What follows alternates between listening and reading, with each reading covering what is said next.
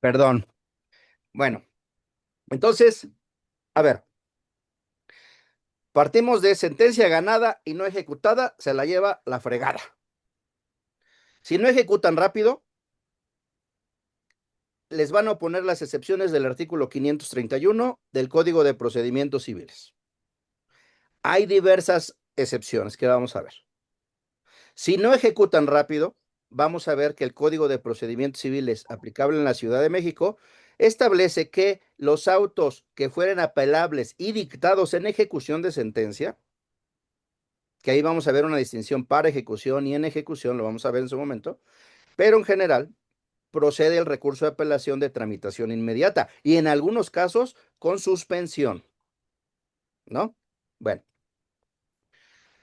no solo les van a poner las excepciones, les van a poner una apelación, interponer una apelación de trámite inmediato, que puede ser incluso en ambos efectos, y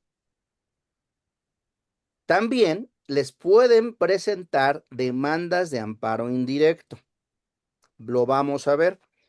¿Cuáles?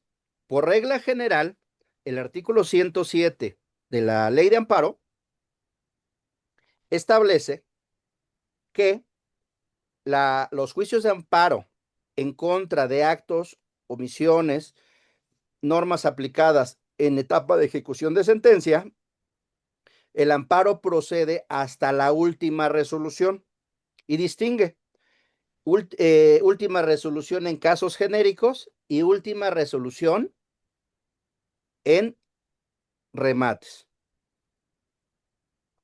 Entonces, ustedes dirán, no, no, no, es que el 107 establece que hasta el final de la ley de amparo. No es cierto, en principio.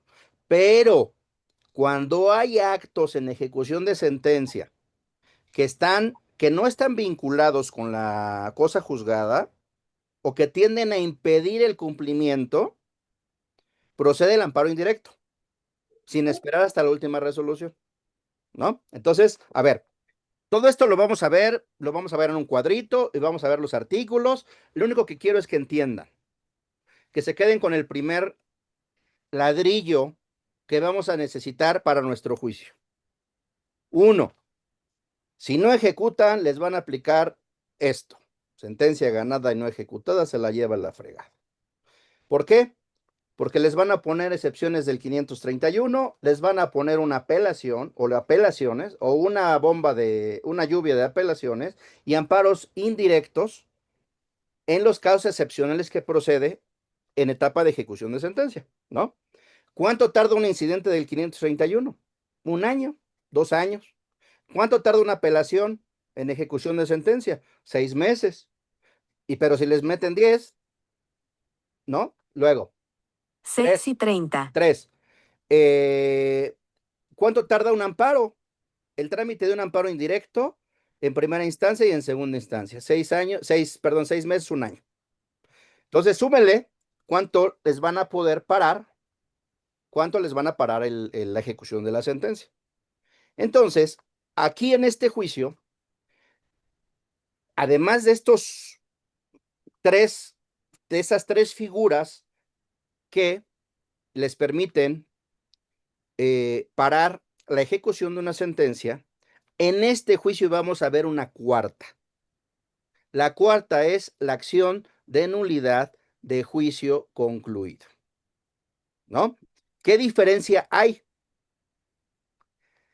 En el 531, las excepciones del 531 del Código de Procedimientos Civiles, las apelaciones en ejecución de sentencia, los amparos indirectos en ejecución de sentencia, solo tienen como finalidad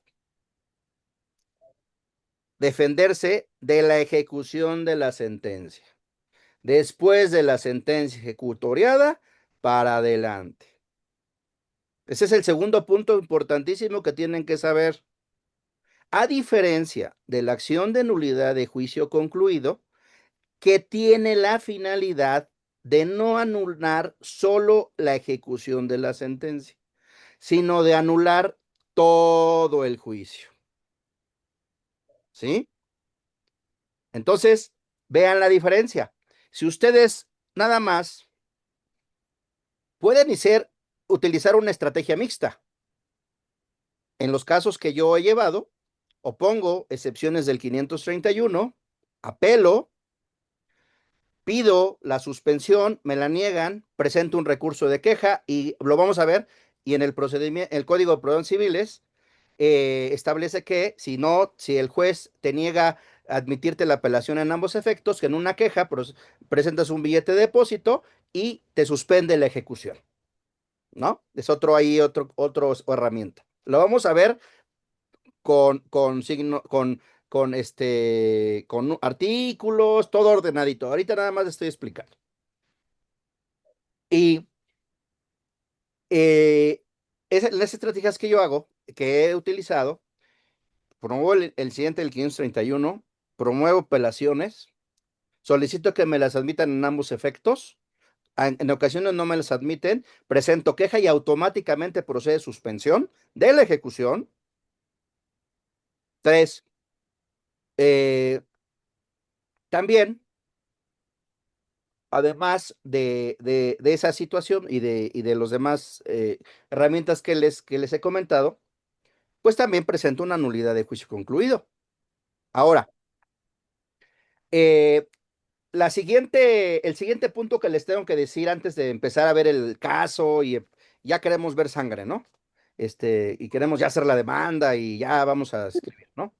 Pero tenemos que tener una base, tenemos que tener una estructura, tenemos que tener una metodología. No es hacer los escritos por hacerlos. Los escritos, las demandas, los recursos, es una parte de su carta de presentación. Si ustedes hacen los escritos con las patas, por decirlo menos, es su carta de presentación, ¿no? Es su carta de Estoy presentación. en una clase. Es su carta de presentación, uno. Y dos,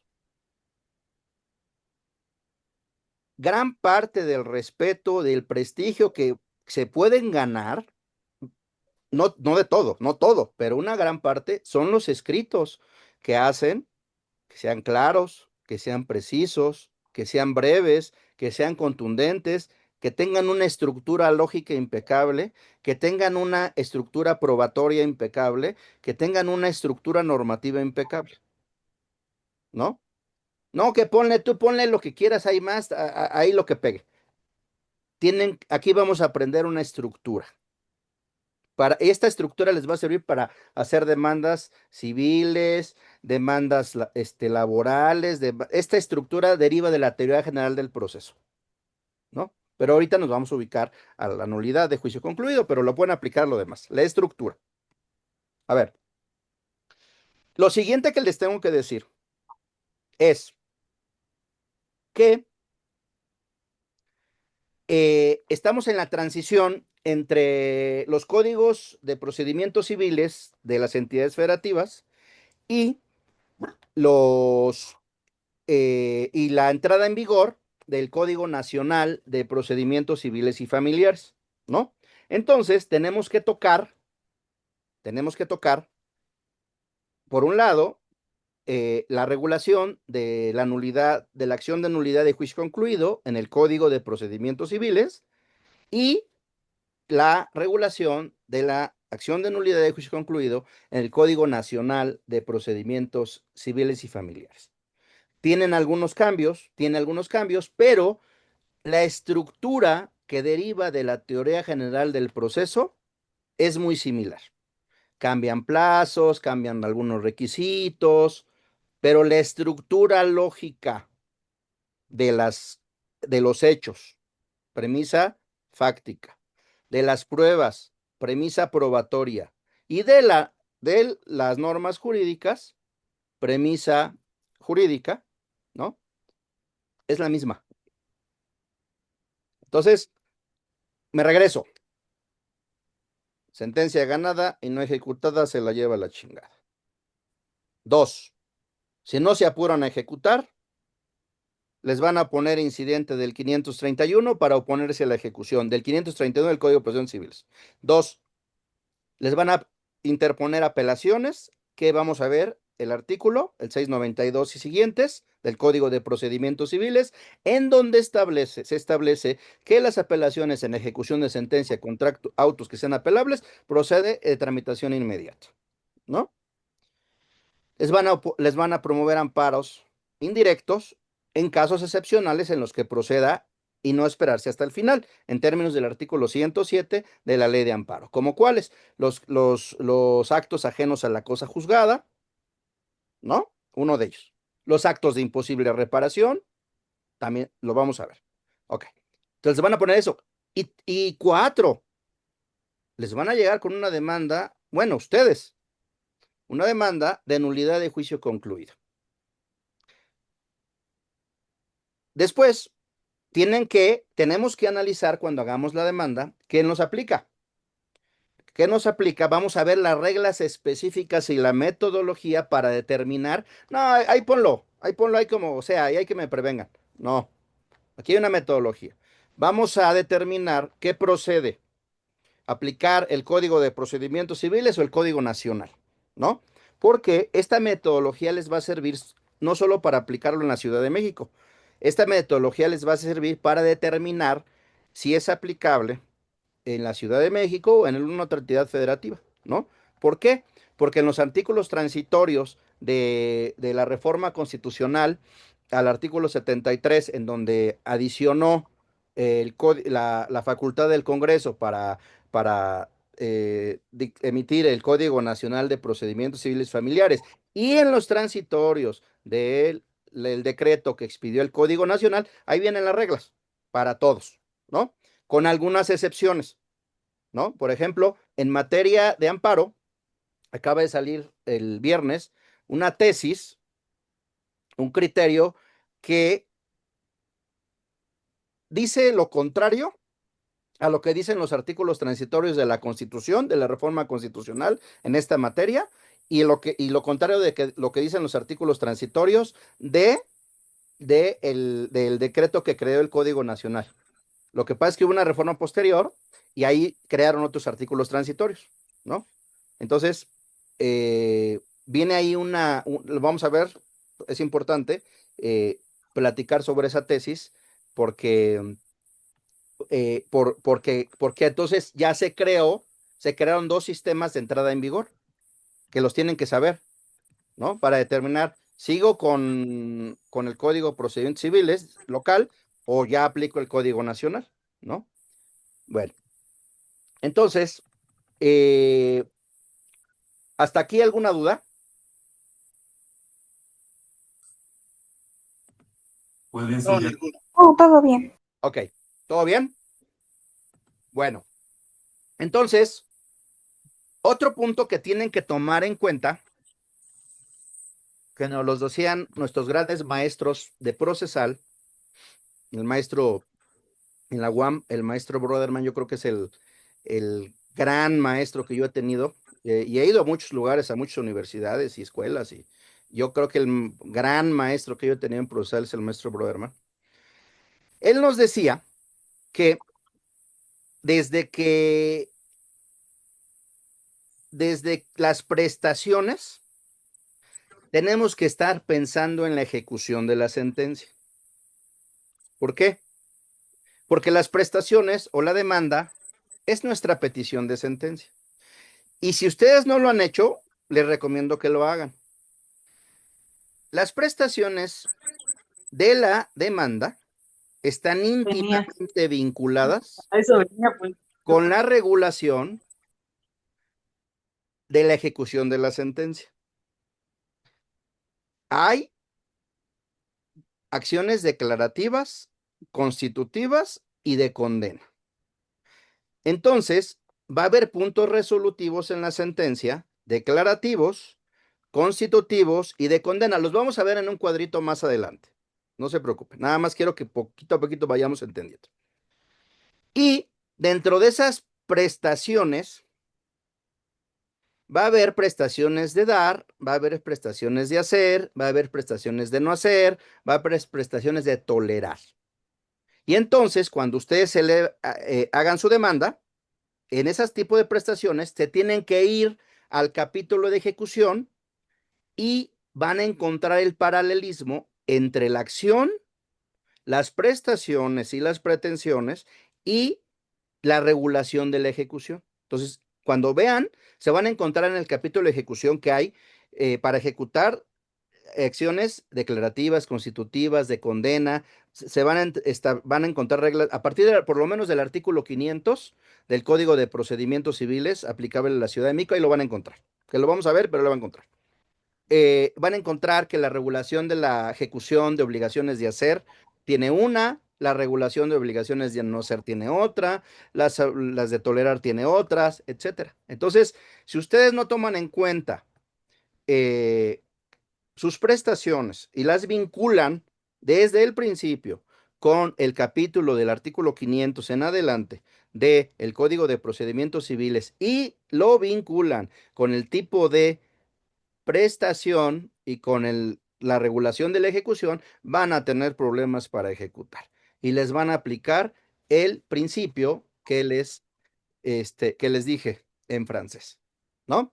Bueno, entonces vamos les voy a compartir, les voy a compartir un,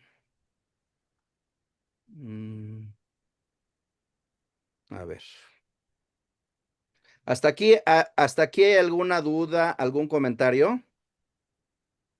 Momento, no, profesor, gracias. No, La maestro, parte gracias. mía no, profesor. Gracias, todo claro. Bueno, aquí es importante que,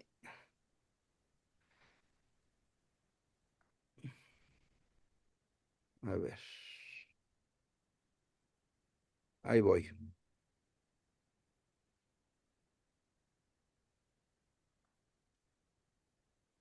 Ahora, nuestro curso va a tener dos partes. Nuestro curso va a tener una parte teórica muy corta y una parte práctica. La parte teórica, que es indispensable, ¿por qué? Porque no somos gestores, somos abogados, ¿no? Ni somos teóricos del derecho, en mi caso, totalmente, no solo soy teórico del derecho, y tampoco soy un gestor. Entonces, como abogados, tenemos que conocer las bases teóricas que derivan de los ordenamientos jurídicos para aplicarlos a la figura que estamos analizando. ¿Por qué? Porque en especial, en muchos casos, pero en especial en la acción de nulidad de juicio concluido, tiene muchos errores, tiene muchas lagunas, 6 y tiene muchas 45. contradicciones, que la única manera de que la única manera de, de resolverlas es mediante los principios generales que derivan de la Constitución, que derivan de la teoría general del proceso y que derivan de la normatividad, ¿no? Por eso, no sé si les ha pasado los que ya tienen algún tiempo litigando, que compran los libros y pues lo básico lo encuentran, pero cuando ya traen el problemón, un problemón realmente difícil, complejo, no encuentran la salida en los libros, porque se dedican en muchos, algunos que yo conozco, a transcribir y a dar algunos comentarios, pero no dan los fundamentos ni las herramientas que les van a servir para resolver estos problemas. Hay herramientas, hay metodologías ordenadas que están en la Constitución para resolver estos temas. Hay que ordenarlas, hay que saberlas y hay que aplicarlas, ¿no? Bueno, a ver, vamos a, vamos a empezar. Miren,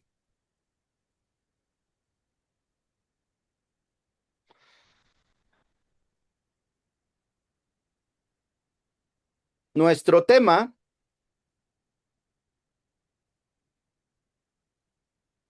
es la nulidad del juicio concluido.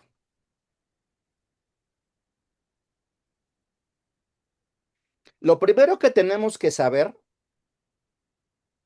es lo que dice o que ha dicho el Pleno de la Suprema Corte de Justicia en la jurisprudencia 14-2025 de la 11ª época. En la registro digital 203-0778. Es lamentable este criterio, pero así está. Y después les puedo platicar que hay mecanismos para forzar, a veces con éxito, a veces sin éxito, el cambio y la modificación de los criterios jurisprudenciales. Pero vamos a partir de del que está. Ya en un litigio más complejo, tendríamos que analizar la jurisprudencia, las metodologías de las jurisprudencias de la modificación, de la creación, de la extinción, ¿no?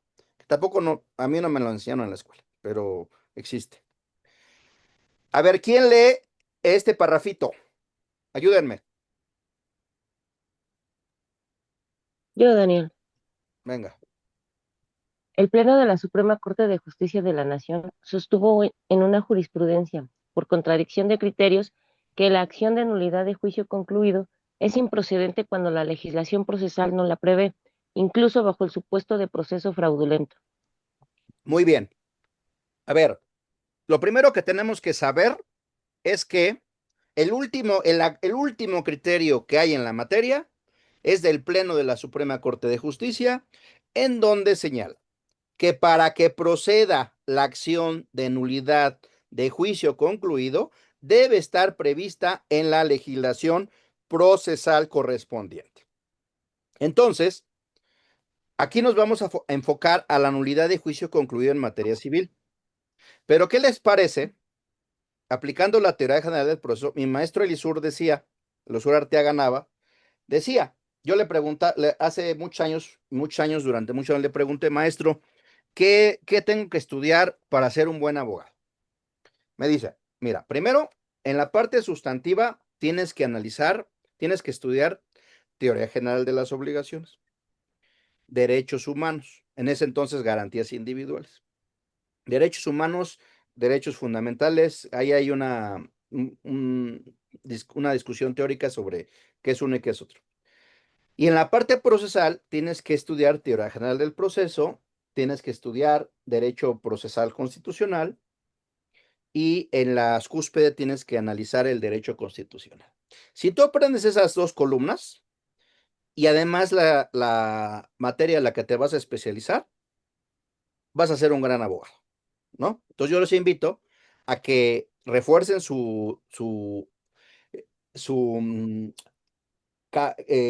bagaje legal o jurídico, pues, más bien jurídico, con teoría general de las obligaciones, teoría general de los derechos humanos o fundamentales o fundamentales, porque hay quienes son diferentes, y derecho constitucional en la parte sustantiva.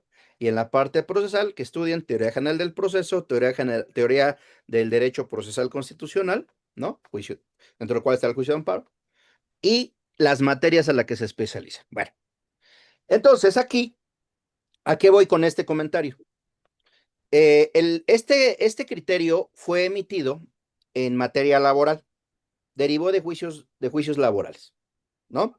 Y un tribunal colegiado determinó que independientemente de que no hubiera expresamente previsto la acción de nulidad de juicio concluido, procedía. Y otro dijo no, sí, para que proceda debe estar prevista expresamente en la ley, ¿no? Esto es en materia laboral, este criterio es en materia laboral, pero es una contradicción de criterios y pudieran intentar los tribunales aplicarla a todos. Entonces, una estrategia para evitar la aplicación automática de la jurisprudencia es demostrar que la base fáctica y la base jurídica es diferente. Es decir, que la regulación en materia laboral es diferente a la civil, a la penal, a la fiscal, etcétera, etcétera. Entonces, pudiéramos pensar que podemos ejercer la acción de nulidad en materia civil, en materia penal, en materia administrativa, en materia fiscal, en materia laboral, en materia de lavado de dinero, en materia, etcétera, etcétera, etcétera. ¿Sí? Pero tenemos que tomar en consideración que, en principio, este criterio dice que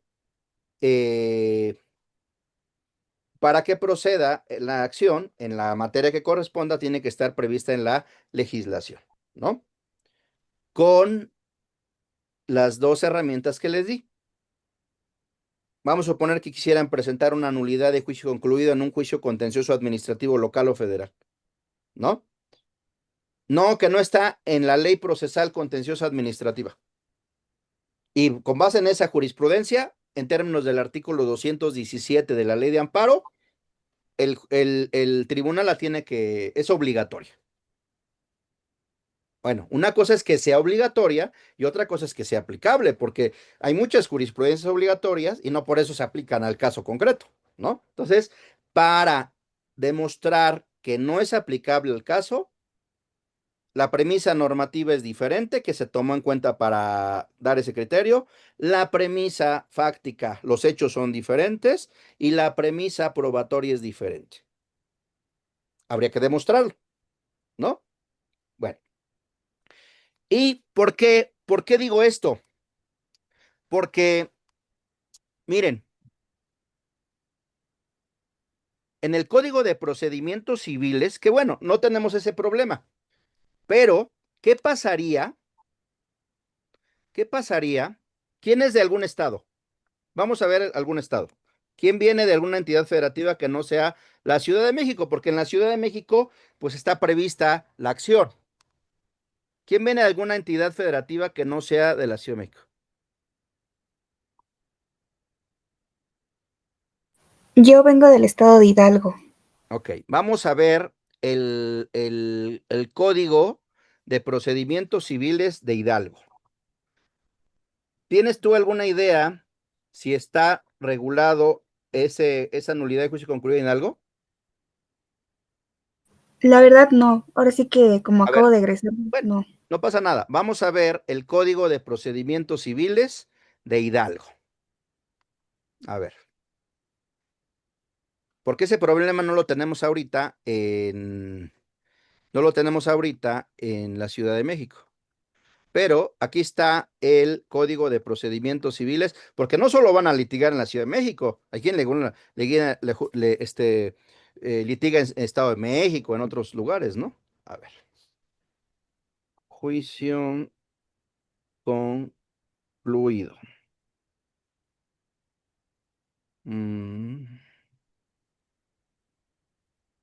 Nulidad de juicio.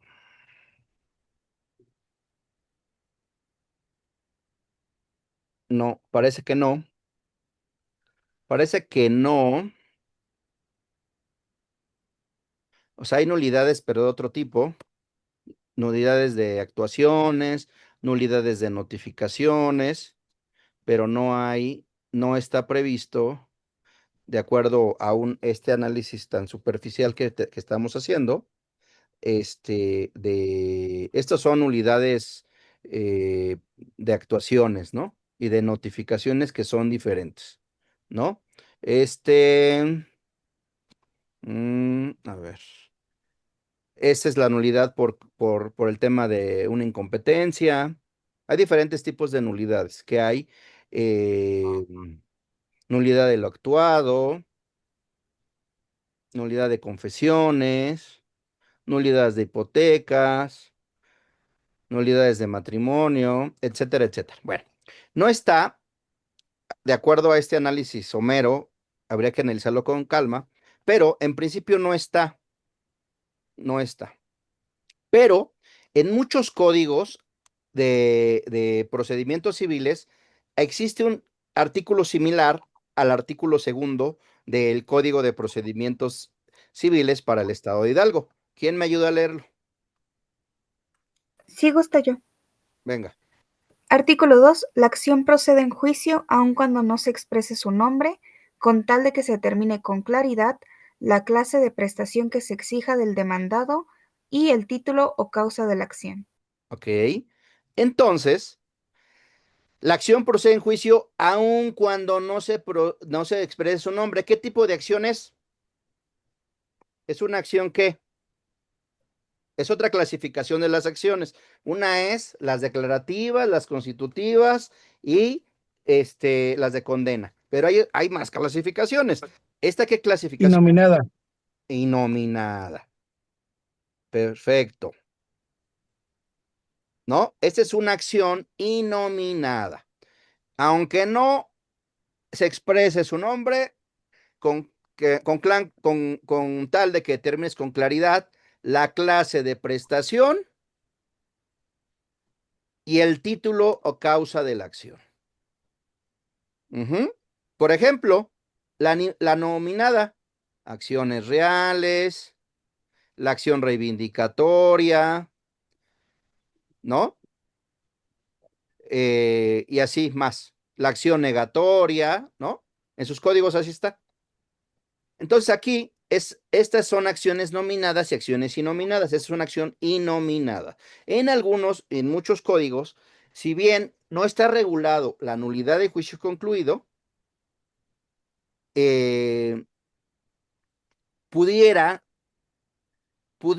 ejercerse con base como una acción innominada. Si ustedes fueran los demandados, ¿qué harían valer? Si yo fuera el actor, haría valer, no está en mi código, hago valerla como una acción innominada. Expreso con claridad la clase de prestación y el título causa de la acción. ¿Qué me dirían ustedes como contrarios? ¿Qué me dirán en la contestación a la demanda?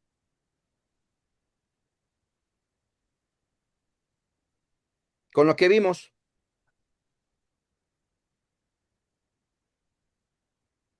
¿qué me dirían? La jurisprudencia la invocaría. ¿Cómo la invocarían? ¿Qué dirían? Falta de acción. Ajá, ¿por qué?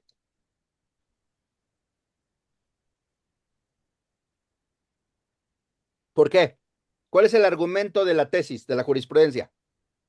Improcedente ¿Por qué? cuando la legislación procesal no la prevé. Efectivamente. Entonces, nuestra excepción tendría que estar sustentada en qué? En que el Código de Procedimientos Civiles no prevé la acción de nulidad de juicio concluido. Bueno, nos van a dar vista con las excepciones y defensas. Entonces, ¿qué es lo que tiene que hacer el actor? Es muy importante que sepan esto porque cuando empecemos a hacer la demanda, vamos a complicar el caso. A ver, ¿qué es lo primero que tendríamos que hacer para cuando le dan vista al actor con las excepciones y defensas? ¿Qué es lo primero que tenemos que hacer, actores, para desestimar el argumento de la parte demandada en donde dice, pues es que no está previsto y el pleno de la corte, ¿no? Dice, señala que no, que si no está previsto no procede. ¿Qué es lo que tendrían que hacer? Hay dos figuras, les dije. Una figura es la obligatoriedad y otra cosa es la aplicatoriedad de la jurisprudencia. La, eh, la, la obligatoriedad está prevista en el artículo 217 de la Ley de Amparo. En el artículo 217 de la Ley de Amparo establece que las jurisprudencias que establezca el Pleno de la Corte son obligatorias para todos los tribunales de abajo. Entonces, en principio, es una jurisprudencia que tiene la obligación de aplicar el órgano jurisdiccional. Entonces, el demandado diría, ya gané, o ya voy a ganar. Pero aquí tenemos que afilar los cuchillos. Aquí, de aquí vamos a salir a litigantes finos, a litigantes que cortan fino. Entonces, pero el hecho de que una jurisprudencia sea obligatoria no quiere decir automáticamente que sea aplicable.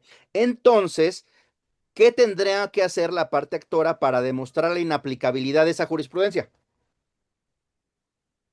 Que fueron Analizar argumentar que tres fue cosas. diferente. Vamos a hacerlo ordenado. Analizar tres cosas. ¿Qué cosas les dije?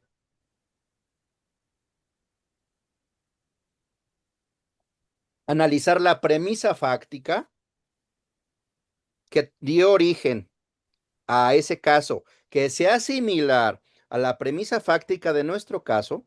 Dos, analizar la premisa normativa que sea similar a la premisa normativa de nuestro caso y analizar la premisa probatoria que sea similar a la premisa de nuestro caso. Entonces, ¿a dónde tendremos, qué es lo que tenemos que hacer? Ir a revisar qué.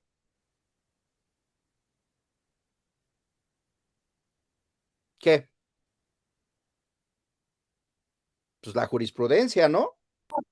El contenido de la jurisprudencia. Efectivamente, efectivamente. A ver, esta es una jurisprudencia, es una contradicción de criterios, sustentadas entre la primera y segunda sala de la Corte. Primer dato, ¿qué le salta con esto? ¿Qué es la Corte qué? Del Más acordeón. bien que fue, No, porque la no, primera y que más segunda bien fue sala, por Anterior. votación. ahorita ya no hay primera y segunda sala. Anterior. La Efectivamente, última. efectivamente. Primero, ¿no? Ok. Luego, segundo, ¿cuáles son los criterios contendientes? El primero es el que dice que la nulidad de juicio concluido es improcedente en materia laboral. Obviamente, eso lo dijo la segunda sala. Y la primera sala, al resolver el amparo 11 diagonal 2018, dijo lo contrario. ¿Qué dijo? Que la nulidad de juicio concluido es procedente, aunque no esté prevista, ¿no? Ahora, entonces vamos a ver la parte fáctica, la parte probatoria y la parte normativa y ver si aplica a nuestro caso, ¿no? A ver, es la jurisprudencia 14-2025, es una jurisprudencia, es una contradicción de criterios en materia laboral. Ese es el segundo punto de alerta. Es materia laboral. Vamos a ver si en materia laboral se regula igual que en materia procesal civil, ¿no? ¿Por qué? Ya vimos que en materia procesal civil, en muchos artículos, en muchos códigos, se establecen, se regulan, se reconocen las acciones innominadas. ¿Sí? Tendríamos que ver si en la Ley Federal del Trabajo hay acciones innominadas. Váyanle buscando en lo que leemos aquí. A ver, ¿quién lee? Me ayuda a leer la tesis.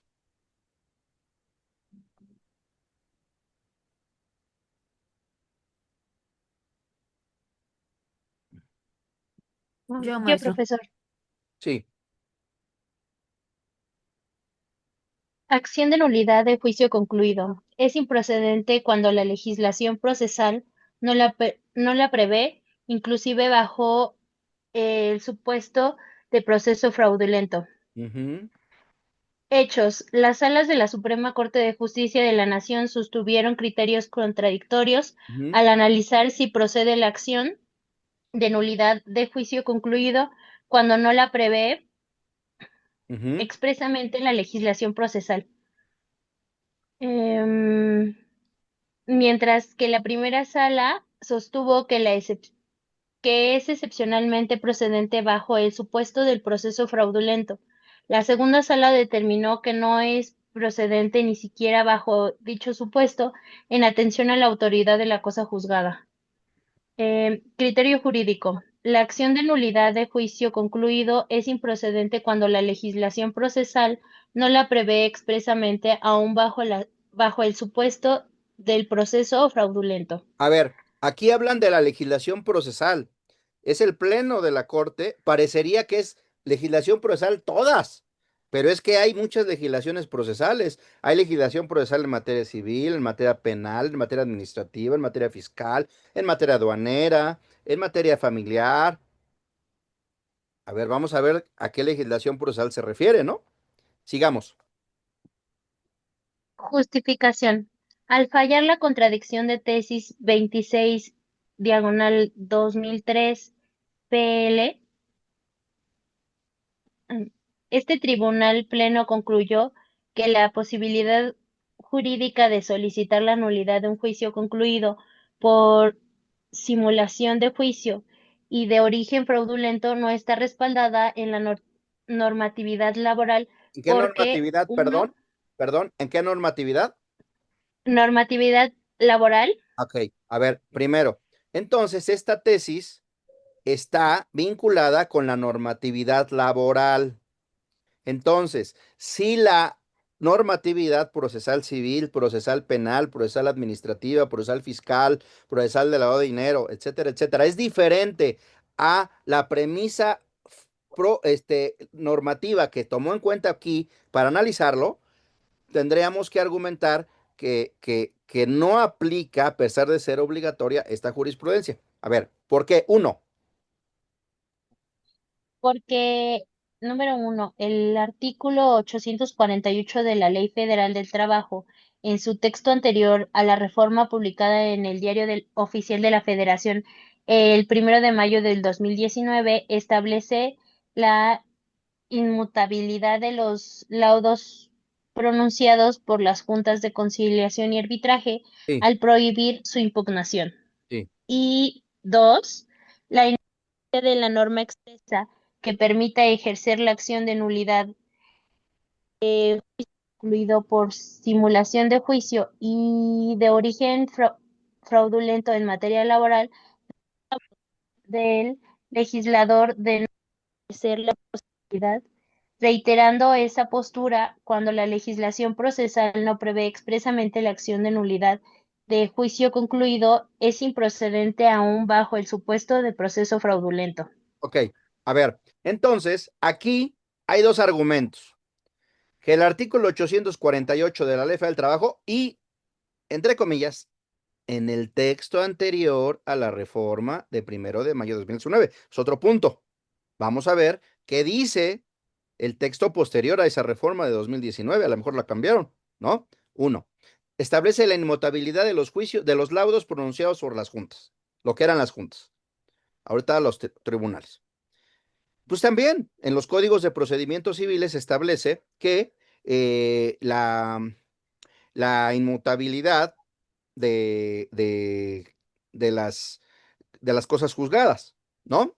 Pero aquí dice, al prohibir su impugnación, normalmente, en muchos juicios civiles, de procedimientos civiles, pues no existe la prohibición de su impugnación. Algunos juicios sí, algunos juicios no hay, por ejemplo, los de cuantía menor, pues no hay, o algunos no hay impugnación, no hay recurso a apelación y procede a amparo directo de manera automática, ¿no? Entonces, pero no en todos. Entonces, aquí ya hay varias diferencias. Primero, la materia, es en materia laboral. Segundo, tendremos que ver que, bueno, efectivamente, hay artículos en los códigos de procedimientos que sí establecen la irrecurribilidad y inmutabilidad en principio. Vamos a ver esas diferencias de la cosa juzgada. Tres, no en todos se prohíbe la impugnación. Luego, dice la inexistencia de una norma expresa que permite ejercer la nulidad de juicio concluido. Bueno, a lo mejor no existe una norma expresa, pero a lo mejor tampoco existe una norma expresa, por ejemplo, en el Código de Procedimientos de Hidalgo, pero sí existe una acción innominada. A ver, ¿ya encontraron si en la Ley Federal del Trabajo hay acciones innominadas? Expresamente no. Sin embargo, sí existe supletoriedad de otras leyes. Ajá, pero, Artículo pero, 17 de la Ley Federal del ¿qué Trabajo, pero señala? solamente en casos específicos. Ujú. Espérame tantito, déjala. La abro, Ujú. porque sí resulta interesante el hecho de que por un criterio y más por votación, porque esa es la realidad, se establezcan criterios que en apariencia son inmutables y no es así. Generales, Por eso, ¿no? ¿no? Ha habido diversos casos en donde no lo podemos negar. Muchas de las sentencias de la Suprema Corte son decisiones políticas, no jurídicas. Y entonces, en una situación formalista, pues diríamos, es la última causa, no es la última interpretación, pero Sí, no es así. pero si ustedes estudian la teoría de la jurisprudencia, la teoría estratégica de la jurisprudencia, van a poder defenderse de la aplicación de este tipo de criterios jurisprudenciales, ¿no? Porque también, si no lo hacen valer, pues obviamente no les van a suplir salvo casos del artículo 79 de la ley de amparo, que les pueden suplir la deficiencia, pero si no, va a ser estricto derecho, ¿no? Ahora, la ley federal del trabajo es una ley mixta, a diferencia de, por ejemplo, en materia civil, que hay una ley sustantiva, un código civil y un código de procedimientos civiles, la ley federal del trabajo es mixta. En la misma ley se establece y se regula la parte sustantiva y la parte procesal, por ejemplo, como en el Código de Comercio. Entonces busquemos en la parte procesal de la Ley Federal del Trabajo si existe o no las acciones innominadas. A ver, ¿existen o no?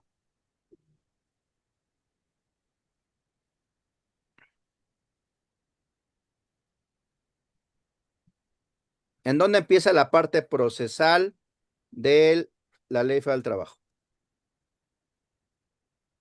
En el 685. A ver, vamos al 685, porque todo lo anterior es parte sustantiva, ¿no? Miren, Sí, pero la ley de 2012.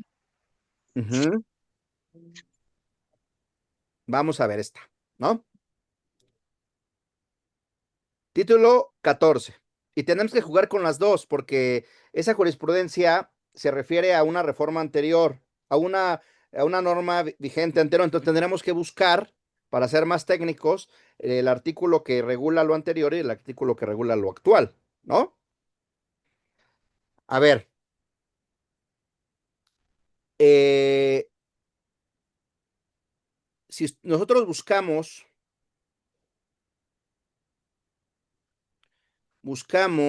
es la capacidad, buscamos de la competencia, de los impedimentos y de las excusas, de la actuación de los tribunales. Bueno, aquí era de los tribunales ya con la reforma, ¿no? 15. Con la reforma, de las juntas, de los términos procesales, de las notificaciones, de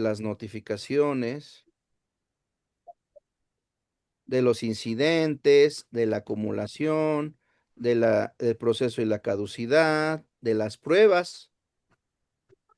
Entonces, parecería que las acciones pues no están en la parte procesal, sino en la parte sustantiva, por ejemplo, en el artículo, una de las acciones del artículo 47, ¿no? El artículo 47 establece, ¿qué establece?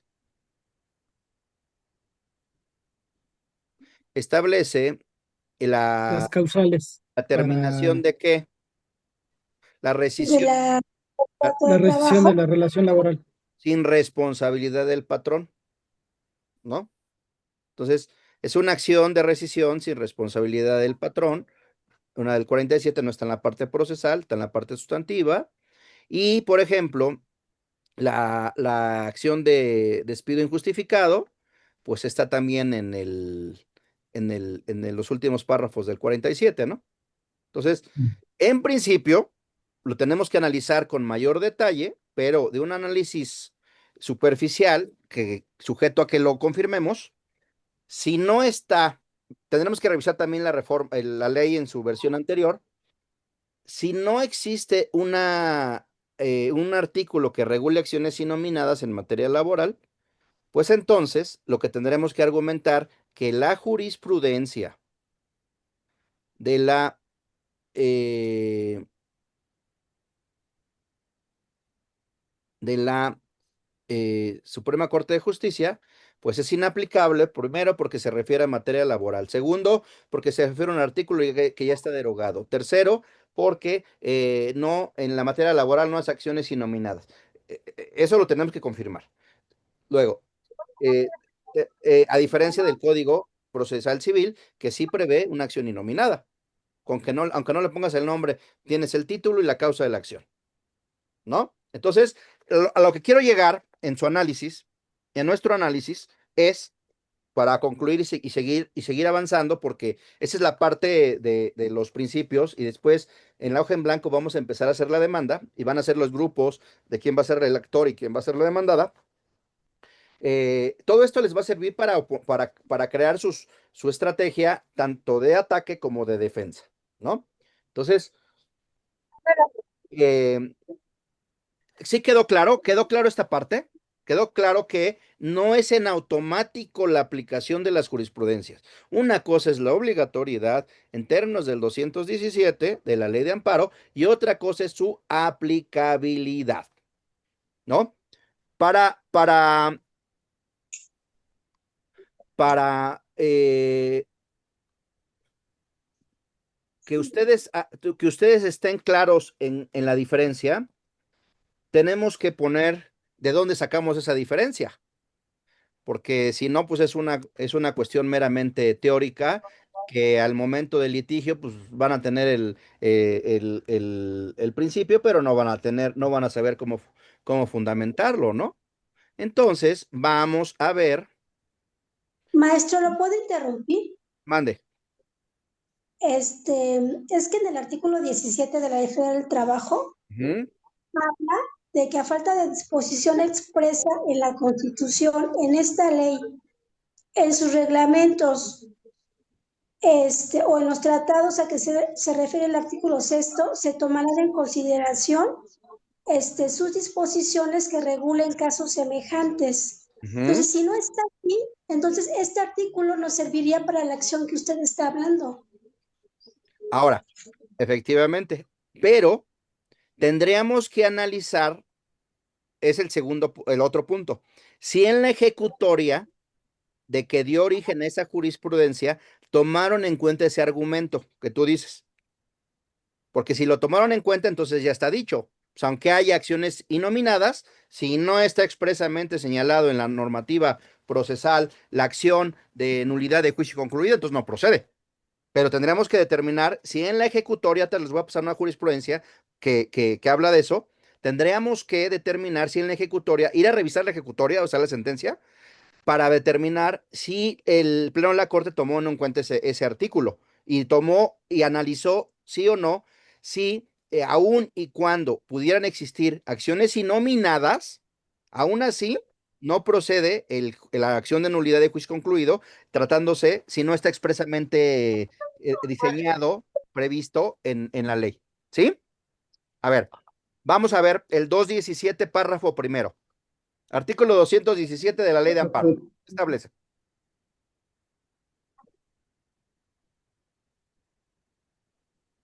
¿Vale? ¿Qué establece? Ayúdenme.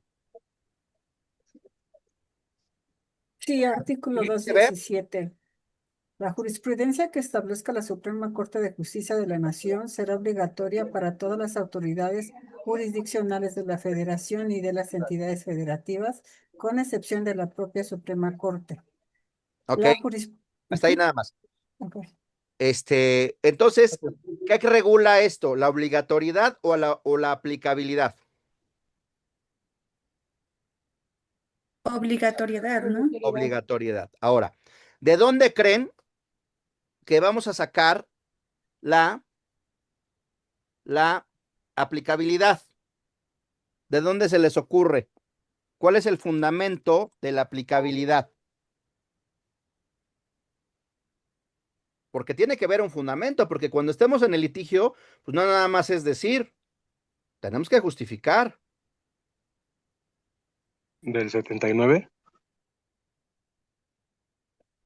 ¿Qué establece el 79?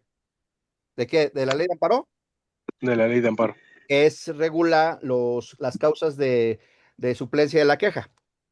Sí, ¿Por qué consideras que del 79 deriva la obligatoriedad de que debe estar, debe ser aplicable al caso concreto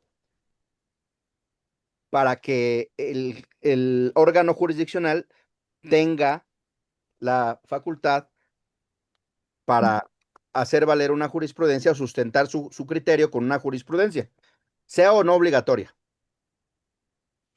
porque, perdón, porque tiene una serie de fracciones que dice que la autoridad que conozca del juicio Ujú. de amparo deberá suplir la deficiencia de los conceptos de violación o agravios en los casos siguientes.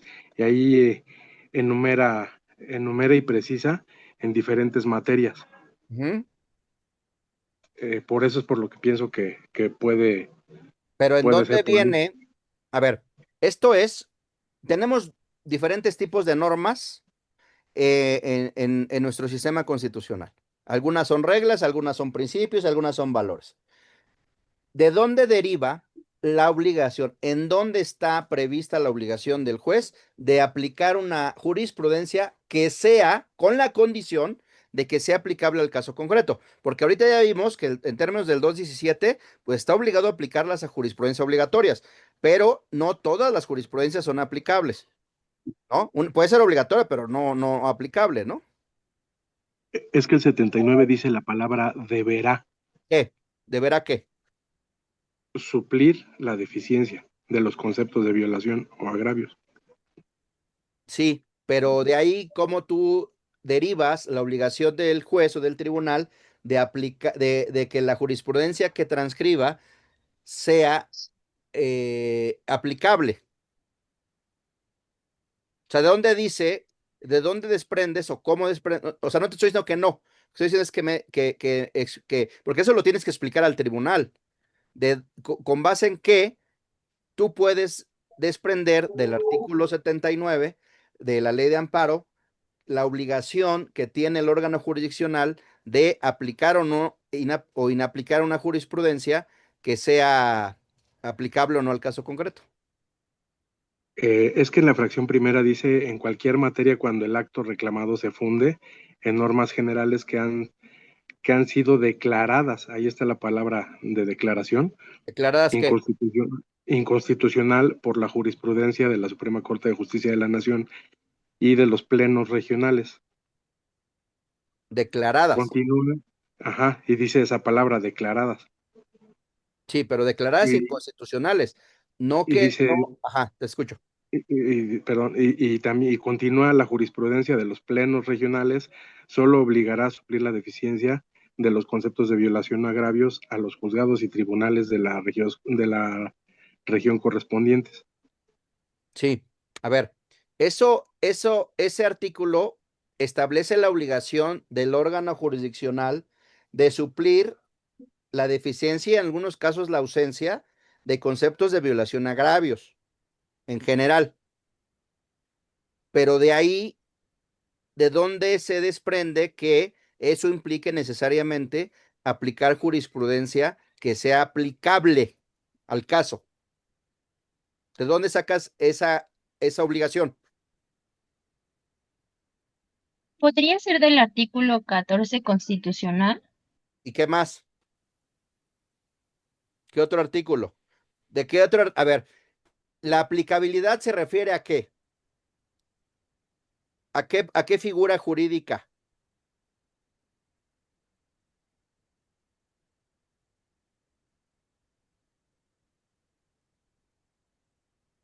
¿A qué figura jurídica se refiere la aplicabilidad? ¿A la fundamentación o a la motivación? ¿O a las dos? A la fundamentación. Y motivación.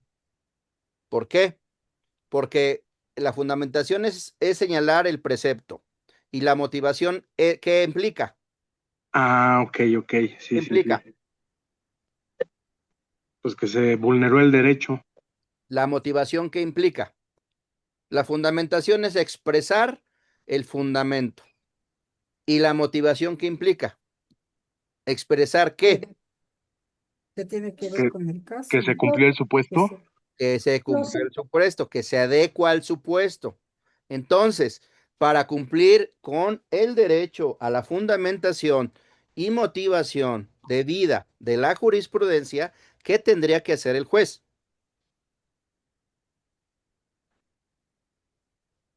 Pues fundar y motivar.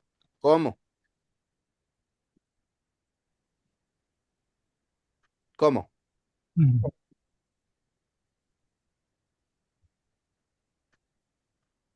¿Cómo fundamentaría? pues con la ley aplicable al caso, ¿Cómo ¿no? fundamentaría? ¿Expresando qué?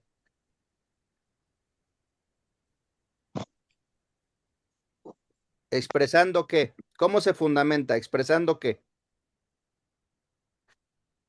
Pues la norma sustantiva, ¿no? Un precepto, ¿no? ¿Sí? Un precepto en forma de regla o en forma de principio. ¿Y cómo se motivaría la aplicación de la jurisprudencia? ¿Expresando qué? Adecuando. Que se actualizó el supuesto. Ujú. Se adecuó al fundamento. Efectivamente, efectivamente. Es decir, que esos hechos, que esas normas jurídicas y que esas pruebas que valoró se valoró en el caso concreto son aplicables, se adecuan a la hipótesis de nuestro caso, ¿no? O sea, lo mismo que la norma, que el hecho, que la prueba que tomó en cuenta el Pleno de la Corte para emitir ese criterio es similar al de nuestro caso, ¿no? ¿Sí? Y les voy a poner un ejemplo, ven, miren, hay una jurisprudencia que ustedes deben de tomar en cuenta, muy importante. eh, Deben de tomar en cuenta la siguiente jurisprudencia.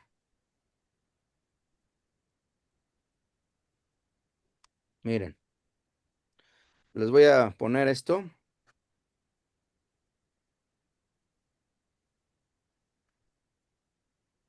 A ver, vamos a leer el rubro.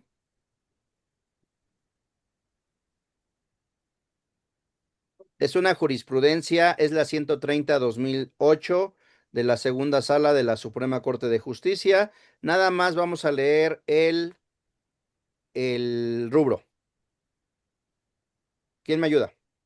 Sí, Yo, tesis aislada o de jurisprudencia invocada en la demanda de amparo corresponde al órgano jurisdiccional pronunciarse en torno a su aplicabilidad o inaplicabilidad al caso concreto, independientemente de que la quejosa esgrima o no algún razonamiento al respecto.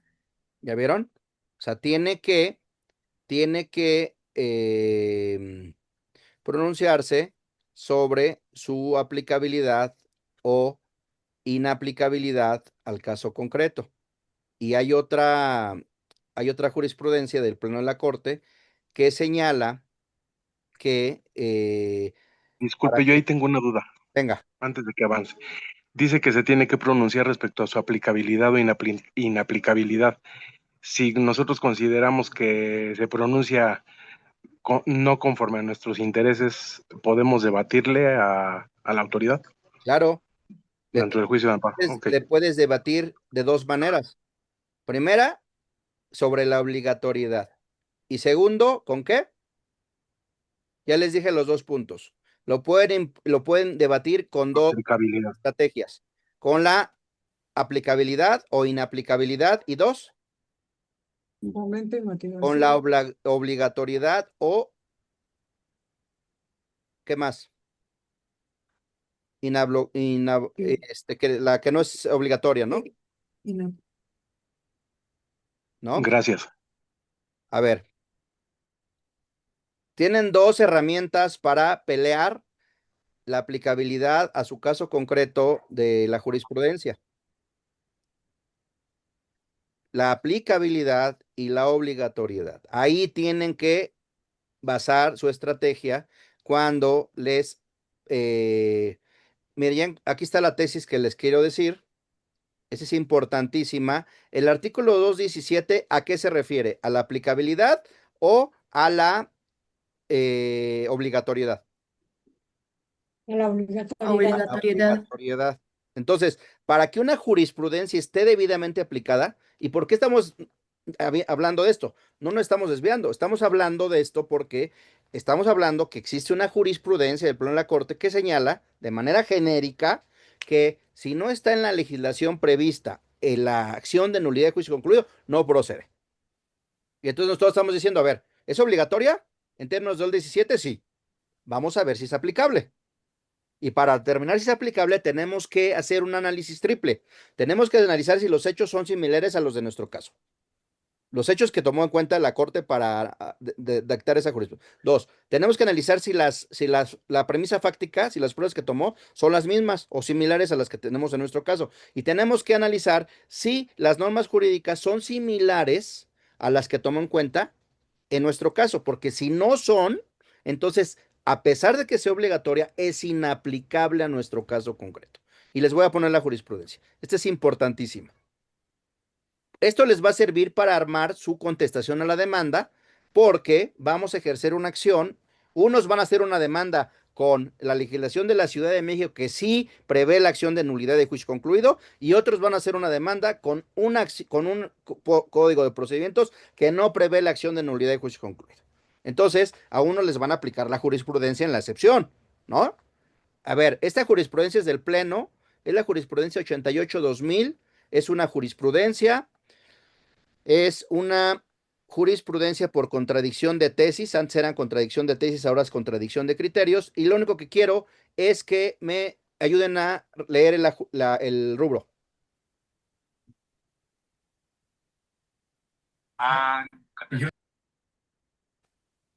Ayúdenme. Jurisprudencia, su transcripción por los órganos jurisdiccionales en sus resoluciones puede ser apta para fundarlas y motivarlas, a condición de que se demuestre su aplicación al caso. Síguele. Las tesis jurisprudenciales emitidas por la Suprema Corte de Justicia de la Nación, funcionando en pleno o en salas, y las que dictan los tribunales colegiados de circuito, dentro de sus respectivas competencias, son el resultado de la interpretación de las normas de la Constitución Política de los Estados Unidos Mexicanos, así como de los tratados internacionales, leyes federales, locales y disposiciones reglamentarias, y al mismo tiempo constituyen normas de carácter positivo obligatorias para los tribunales judiciales o jurisdiccionales, en términos de lo dispuesto en los artículos 192 y 193 de la Ley de Amparo y 177 de la Ley Orgánica del Poder Judicial de la Federación. Sin embargo, como el artículo 16 constitucional obliga a toda autoridad a fundar y motivar sus resoluciones, debe estimarse que la sola transcripción de las tesis jurisprudenciales no es suficiente para cumplir con la exigencia constitucional, sino que es necesario que el órgano jurisdiccional asiente las consideraciones lógicas que demuestren, cuando menos, su aplicabilidad al caso concreto, independientemente de que, de ser necesario, el juzgador complemente la aplicación de los criterios jurisprudenciales en que se apoye, con razonamientos adicionales que aseguren el cumplimiento de la referida garantía constitucional. Ok, entonces, ¿cuál es el argumento? ¿Cuál es el argumento para justificar que el juez o el tribunal deben de demostrar que esa jurisprudencia, aún o por más obligatoria que sea, es aplicable al caso? ¿Cuál es el argumento? Consideraciones lógicas. El artículo 16 constitucional, ¿no? ¿Sí? ¿Por qué? Porque tenemos que tener mucho cuidado. ¿Por qué tenemos que tener mucho cuidado? A ver, una de las características de la Constitución después de la Segunda Guerra Mundial y atendiendo a los presupuestos teóricos del neoconstitucionalismos, porque ahí dicen, hay varios autores que dicen que son diferentes, hay otros que dicen que es un neoconstitucionalismo nada más, otros dicen que es lo mismo, pero con otro nombre, pero bueno, después de la Segunda Guerra Mundial, se entendió a la Constitución más allá que un programa político como una norma jurídica. Y uno de los principios fundamentales que se consideró y que se toman en cuenta después de la Segunda Guerra Mundial en las constituciones es que se considera una constitución como una norma jurídica. Y al considerarse esa constitución como norma jurídica, implica que la constitución debe ser aplicable en forma directa, sin que exista necesariamente una ley. Entonces, en este caso, el artículo 16 constitucional debe aplicarse en forma directa, al establecer la obligación de fundar y motivar a toda autoridad, incluso de los jueces y de los tribunales en materia de amparo. Pero ojo, hay jurisprudencia, tienen que ser muy finos en presentar su agravio o su argumento, porque si no se los van a declarar inoperante. Si hay jurisprudencia que señala que el argumento que el litigante hace valer de que un juez o un tribunal de amparo viola en ese entonces garantías individuales, ahora derechos fundamentales, algunos de ellos que señalan derechos humanos, es inoperante, porque dicen que los jueces, por principio, los jueces y los tribunales de amparo no vulneran en ese entonces garantías individuales, ahora derechos fundamentales. Entonces, me parece que son autoridades constituidas que sí pueden, incluso lo hacen, vulneran derechos fundamentales, pero seamos prácticos. Sáltense la jurisprudencia o toman en cuenta la jurisprudencia, no digan en su recurso violó el 16 constitucional porque les van a aplicar la jurisprudencia que dice que ellos no violan derechos fundamentales, ¿no? Garantías individuales. Entonces, lo que se tiene que hacer es no que viola el 16, sino que viola el 74, 75, 76, 77, que establece los requisitos de las sentencias, ¿no? En donde dice que deben de expresar los fundamentos y las consideraciones. Ahí está, el 16, que es la fundamentación y motivación. Entonces, en lugar de decir que viola el 16, señalen que viola el artículo 77, 76, en donde habla de que deben los jueces y los tribunales señalar en sus sentencias los fundamentos y las consideraciones. Ahí está. Ahora, si se refiere no a una sentencia, sino a un auto, pues váyanse al Código Nacional de Procedimientos Civiles, de acuerdo a la última jurisprudencia de la semana pasada, que dice que es aplicable ya el Código Nacional de Procedimientos Civiles en materia de amparo, eh, y, pero eso fue en una sola región. En todas las demás está el debate si es el Código Nacional o el Código Federal de Procedimientos Civiles, ¿no? Porque, les digo, en una parte hay algunas reglas en los artículos transitorios de la reforma constitucional que creó la facultad del Congreso para legislar en la materia, y dos, en los artículos transitorios del Código Nacional de Procedimientos Civiles y Familiares, dicen una cosa diferente a una reforma que hubo posteriormente en materia de la ley de amparo para poner de forma supletoria ya no el Código Federal, sino ahora el Código Nacional. Entonces, hay diferencias, ¿no? Si están en la región centro, pues les van a aplicar la jurisprudencia donde dice que ahora ya es aplicable en materia de amparo el Código Nacional de Procedimientos Civiles y Familiares, ¿no? Bueno, entonces, ¿para qué tanto rollo? Vamos a concretar. Porque estamos agotando la parte de los principios generales que nos van a servir para empezar a armar nuestra demanda. Todos los demás principios de la oportunidad, de los presupuestos procesales, de los elementos constitutivos de acción, los vamos a ir viendo sobre la hoja en blanco, así como es en la realidad, así como es en el despacho, así como se hace, ¿no?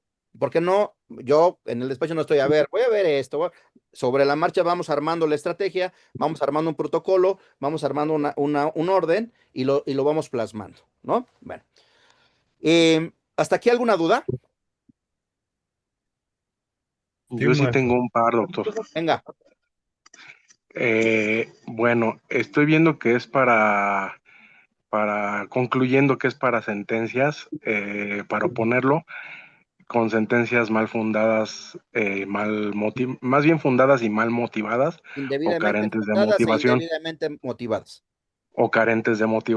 porque he visto.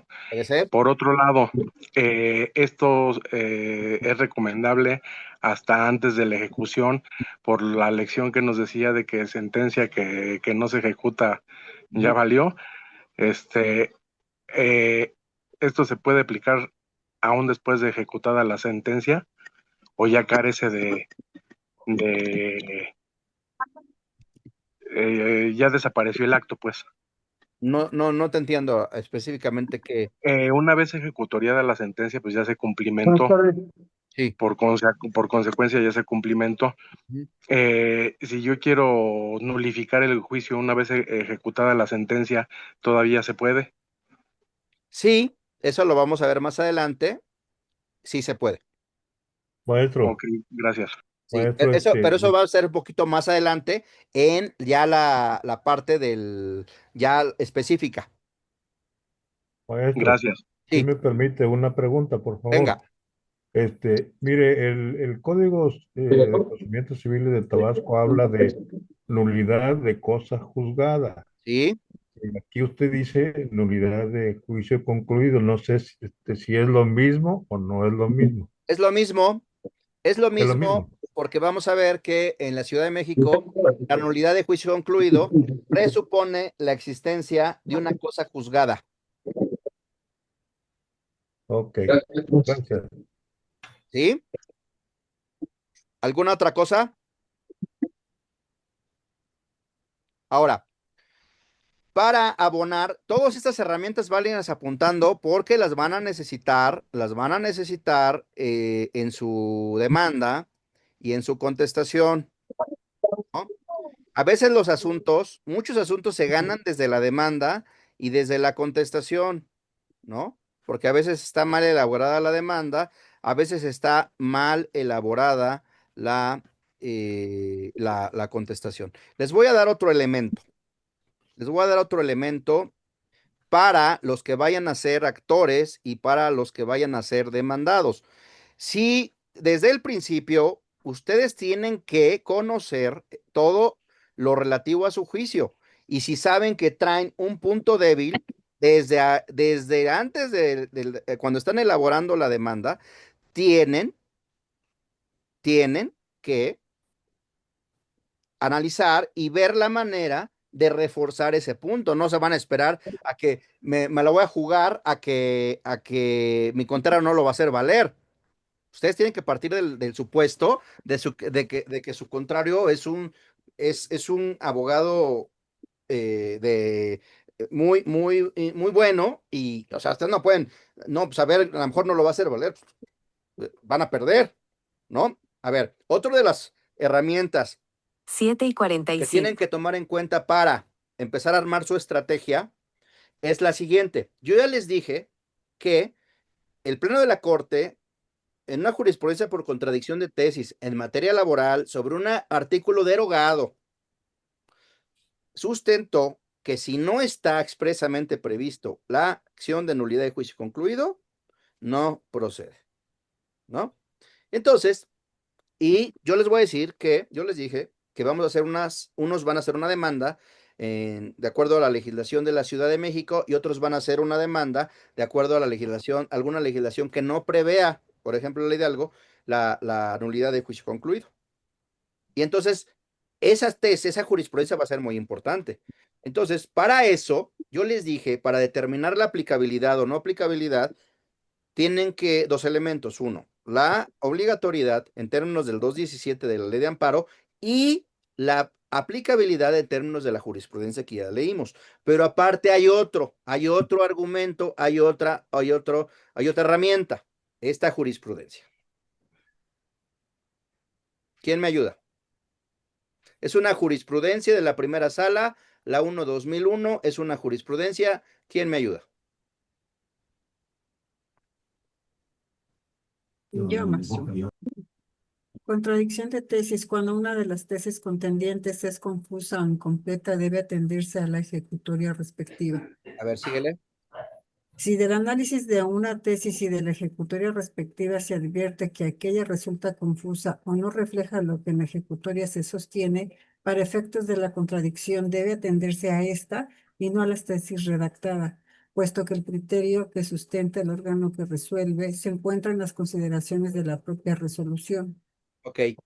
A ver, entonces, si la parte contraria les hace valer el texto de la jurisprudencia, la parte, los que les afecte, ¿qué van a hacer valer?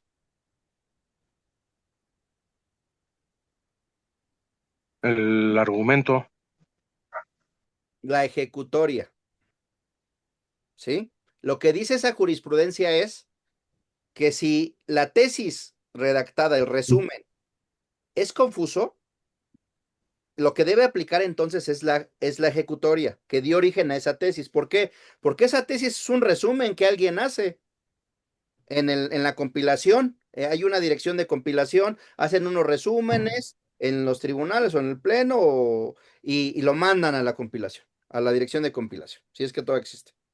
Y entonces, a veces, esas tesis no reflejan la parte fáctica, la parte probatoria y la parte normativa. Entonces, si es confusa la tesis, lo que dice esa jurisprudencia, ¿qué es lo que vale? ¿La tesis o la ejecutoria? La ejecutoria. Vamos a leerla otra vez. Es que esto es importantísimo. A ver. Vamos a leerla otra vez. A ver, ¿quién me ayuda? Sí, desde el rubro, sí. Sí. Contradicción de tesis. Cuando una de las tesis contendientes es confusa e incompleta, debe atenderse a la ejecutoria respectiva. Si el análisis de una tesis y de la ejecutoria respectiva se advierte que aquella resulta confusa o no refleja lo que en la ejecutoria se sostiene, para efectos de la contradicción debe atenderse a esta y no a la tesis redactada, puesto que el criterio que sustenta el órgano que resuelve se encuentra en las consideraciones de la propia resolución. A ver, entonces, si el contrario les hace valer y les pega en la demanda o en la contestación una tesis, ¿ustedes qué le tienen que oponer? Pues la La ejecutoria. ejecutoria. Específicamente ¿a qué? Decir, tu tesis dice esto, muy genérica, pero al revisar la ejecutoria, ¿qué es la que vale? No trae la No premisa, coincide en 3 puntos, que ya les dije, ¿cuáles? la premisa fáctica, Ajá, la normativa ajá, y la probatoria, la probatoria. ¿sí? Eso les va a servir para la contestación, ¿eh? Ok, nos quedan 10 minutos. ¿Hasta aquí vamos bien? Sí, profesor. Ok. Bueno, es importante, antes de que empecemos a arrastrar el lápiz y que empecemos a hacer los grupos de la demanda y de la contestación, si nos da tiempo, seguimos avanzando sobre los demás temas, las pruebas, los alegatos, la sentencia, ejecución. Los principales figuras jurídicas y derechos en juego. La figura jurídica que está en juego es la cosa juzgada. El derecho fundamental que está en juego, por un lado, es la cosa juzgada y la seguridad jurídica. Por el otro lado, la figura jurídica que está en juego es la nulidad o la inexistencia. Y el derecho que está en juego es el juicio justo. ¿No? Entonces, unos van a pelear la seguridad jurídica y otros van a pelear el derecho a un juicio justo. Unos van a pelear la cosa juzgada y otros van a pelear la nulidad o la inexistencia, ¿no? Entonces, Esto, perdón, se puede traducir como que la primera está mal juzgada y la segunda es ilegal. más bien, que la cosa juzgada, ¿qué es lo que persigue? ¿Qué es lo que protege? Ya se los dije. ¿Qué protege la cosa juzgada? La seguridad jurídica. La seguridad jurídica. Lo dicho es lo dicho. Palo dado, ni Dios lo quita. ¿No? Así nos decían en nuestras clases de procesal. Nada más que cuando nos decían palo dado, ni Dios lo quita, pues se les olvidaba el 531 del Código de Procedimientos Civiles de Ciudad de México, se olvidaba las apelaciones en materia de ejecución de sentencia, se les olvidaba los amparos indirectos que por actos de imposible reparación, por actos autónomos a la cosa juzgada, que proceden inmediatamente sin esperarse hasta el final, y se les olvidaba la nulidad de juicio concluido, ¿no? Bueno, entonces, la cosa juzgada protege la seguridad jurídica. Ya, fue juzgado, ya perdiste, ya te escucharon, ya te oyeron y te vencieron, ya perdiste, ¿no? Y la nulidad de juicio concluido, ¿qué protege? Juicio justo. El derecho de un juicio Está justo. bien, ya seguiste el juicio, pero el juicio no fue justo. Y ahorita vamos a ver las causas. ¿Por qué no fue justo? Porque el tribunal no fue independiente. Dos, ¿por qué no respetaron el debido proceso? ¿Sí? No es proceso. El artículo 14 constitucional, al establecer que nadie puede ser privado de la libertad, de sus posesiones, derechos, sin seguir un juicio previo con base en las leyes expedidas con anterioridad al hecho, la jurisprudencia de la Suprema Corte ha sostenido que eso se refiere al debido proceso. No es cualquier proceso, es debido proceso. Es un proceso calificado, con un adjetivo calificativo. Debido proceso. No es cualquier proceso.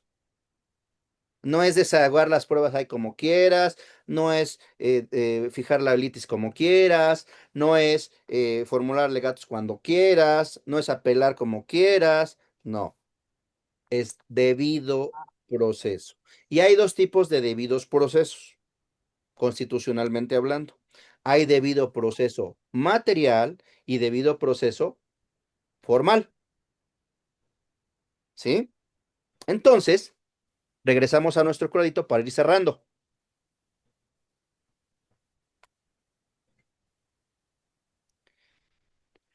Los actores que van a iniciar ejercer la acción de nulidad de juicio concluido, ¿qué van a hacer valer? La cosa juzgada, la nulidad de inexistencia, el juicio justo, la seguridad jurídica. Los actores que van a ejercer la acción de nulidad de juicio concluido, ¿qué van a proteger? ¿Qué van a hacer valer? La seguridad jurídica. La cosa juzgada y la seguridad jurídica. No, los actores que van a presentar su demanda de nulidad de juicio concluido. Ah, ok. Que se haya respetado el debido proceso.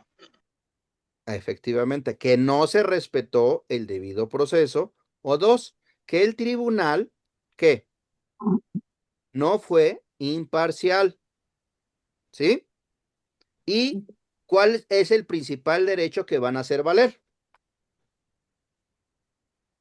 Que se les violó su derecho a qué. Aquí está. Pues la seguridad jurídica. A juicio justo. A un juicio justo. A ver, el que quiere anular el juicio, él va a alegar que hubo una violación al debido proceso, formal y material, y va a alegar que hubo, o en su caso, que el juez, una violación al principio de que el juez que no hubo un juez imparcial. Y el derecho que está haciendo valer, el que va a ser su escudo del litigante que va a tratar de anular el juicio concluido, ¿qué derecho es? ¿Cuál es su escudo? ¿Qué derecho? Derecho al juicio. A juicio justo. Ahora, el contrario, que se va a defender, ¿qué es lo que va a hacer valer? Que hay que La cosa juzgada. La cosa hay cosa juzgada. juzgada. Y dos, ¿qué derecho va con qué escudo o qué derecho va a ser su escudo? El principio de seguridad jurídica. Efectivamente. Entonces, va a haber una colisión de derechos. Por un lado, uno, el derecho de seguridad jurídica y dos, el derecho a un juicio justo. Y entonces, ¿cómo se resuelve en materia constitucional la colisión de derechos? ¿Por medio de qué? De una herramienta que se llama metodología de adjudicación constitucional. ¿Y cómo se llama esa metodología? Ese nombre rimbombante de metodología de adjudicación constitucional no es más que la ponderación. ¿Sí? Porque no son normas, son principios. No son reglas, perdón, son principios. Entonces, para determinar cuál es el principio que debe de prevalecer, ya sea la seguridad jurídica o el juicio justo, el que ganó va a decir, no, espérame, yo ya gané seguridad jurídica. Y el que perdió, no, espérame, juicio justo. ¿Sí? Ok.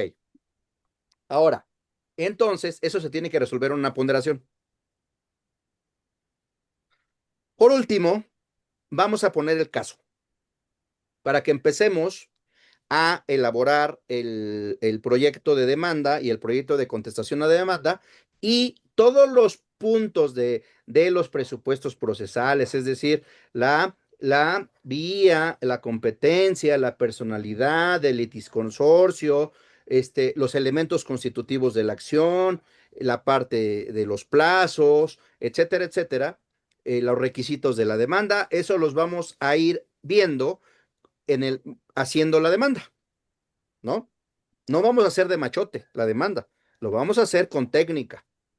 A esto es la competencia, esto es la vía, esto es el litisconsorcio, esta es la personalidad, estos son los elementos constitutivos de la acción, estos son los requisitos de la demanda, estos son la parte fáctica, esta es la parte probatoria, esta es la parte normativa. Hay un orden, ¿sí?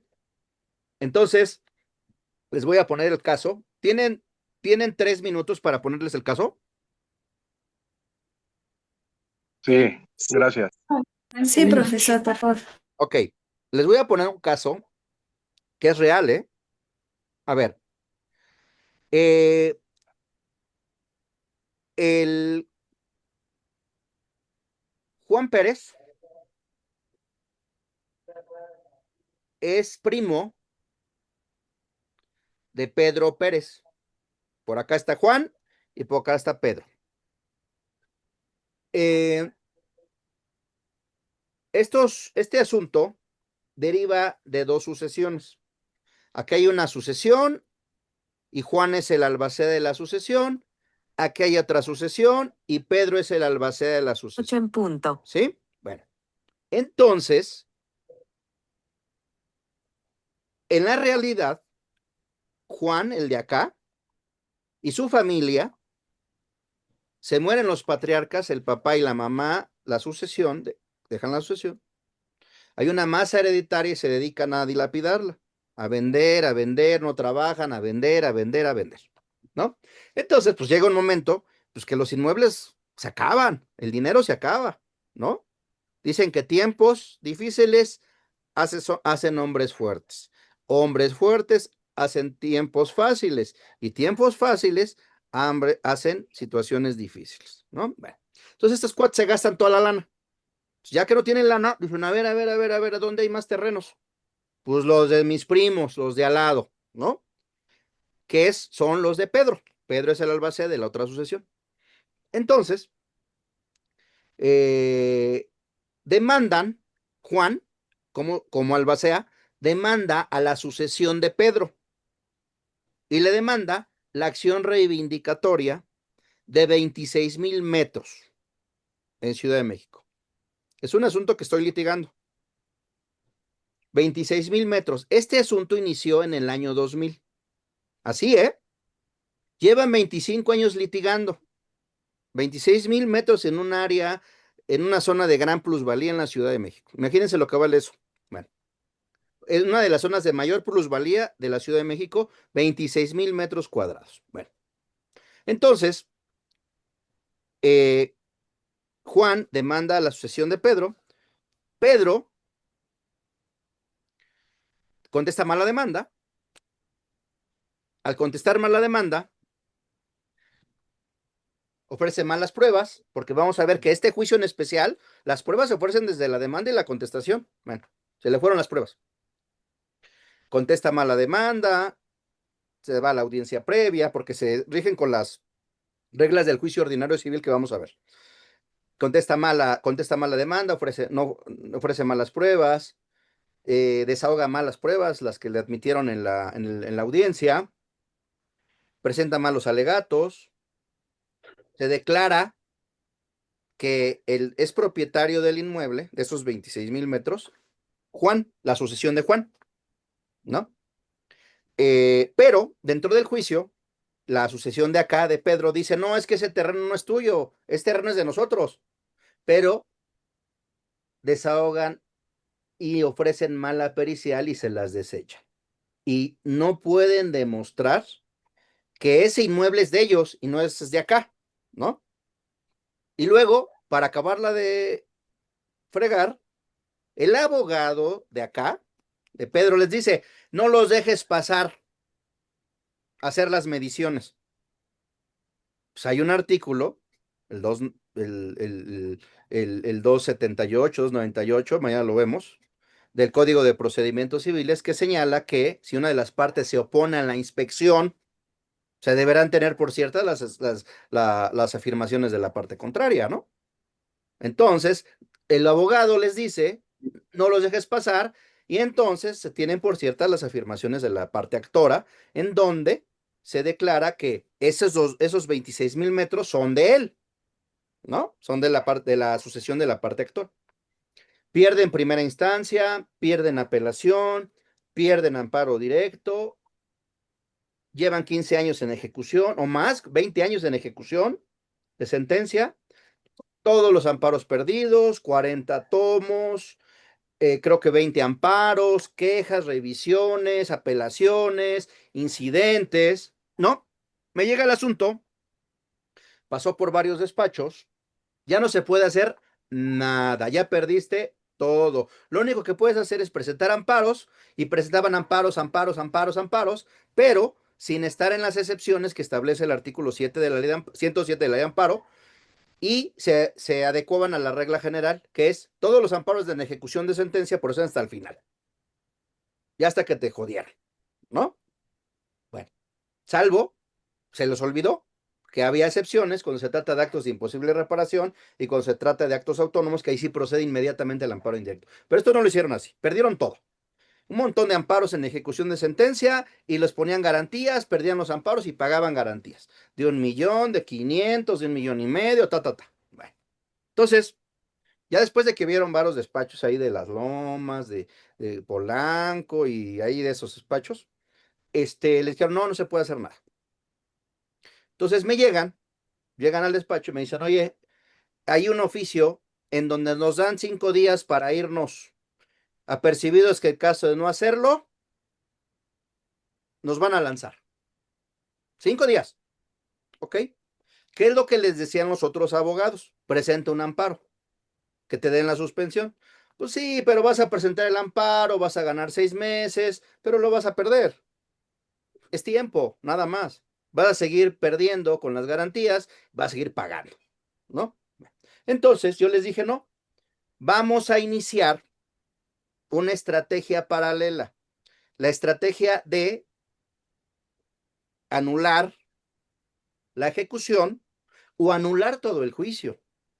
La estrategia de anular toda la ejecución nada más es con base en el 531 del Código de Procedimientos Civiles, con base en las apelaciones en materia de ejecución de sentencia, que mañana vemos los artículos, con base en los amparos, pero que sean respecto a actos autónomos a la cosa juzgada, y amparos que sean de imposible reparación en términos del 107 de la ley de amparo, para inutilizar la ejecución. Pero también vamos a iniciar la acción de nulidad de juicio concluido para anular todo. ¿sí? Entonces, ese es el caso. Acá dicen, ya todo perdido, 25 años llevan litigando todo perdido. Entonces, ahí vamos a analizar plazos, presupuestos, procesales, elementos constitutivos de la acción, si es prescripción, si es caducidad, etcétera, etcétera. Entonces, hagan sus grupos y me avisan en el chat quién van a ser los actores y quién van a ser los demandados. ¿Sí? ¿Alguna duda? ¿Algún comentario? Bueno, les adelanto. Ya está parado el procedimiento y no los han sacado, ¿eh?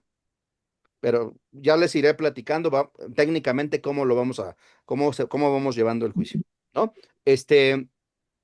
¿Alguna duda, algún comentario? Sí, ¿es en el grupo del chat en el que estamos? Sí, por favor. Ahí está. Ok. Sí. ¿Alguna duda, algún comentario? ¿Nada? Bueno, Jessy, otra vez, yo había entendido que las clases eran de 8 a 10 de la noche, ¿no? ¿Son de 6 a 8? no, de 6 a 8. Ah, de 6 a 8. Sí, Sí. ¿no? De lunes a viernes, Sí, de lunes a viernes. Ok, Entonces, gracias. mañana, Disculpe, en el ande. chat de aquí o en el chat del WhatsApp. El de WhatsApp, mañana empezamos de cero a hacer la demanda y armar la estrategia, porque antes de empezar a hacer la demanda, tenemos que armar la estrategia. ¿No? Es como en el doctorado. Hacemos unos protocolos de investigación para asegurar la calidad del trabajo. Aquí hacemos unos protocolos para asegurar la calidad de la demanda. Un protocolo para asegurar la calidad de la contestación. Yo no he visto a alguien que haga protocolos para hacer estas demandas, pero aquí los vamos a hacer y van a ver qué utilidad tienen y van a ver la calidad de demandas que van a hacer utilizando esta estrategia, ¿no? Bueno, entonces nos vemos mañana. Daniel, disculpa, Gracias. Mande. ¿la clase la podría subir hoy o mañana temprano, por favor?